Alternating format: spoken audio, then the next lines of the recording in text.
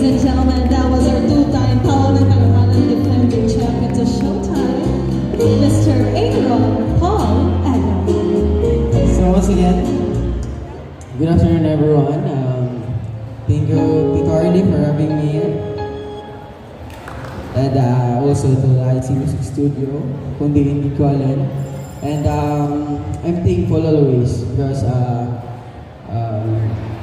ginagamit ko opportunity ulit na i-show ang talent ko sa mga sparings, sa mga kids in Kasugod. And also ako gina-push ni Tito Arlie maging some point maging model sa ila. And I'm also blessed that always support man sa IC Music Studio and also mga parents.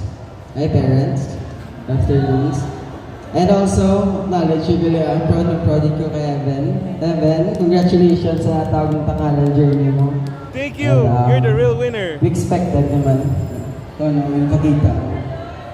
Tara, this is my second song.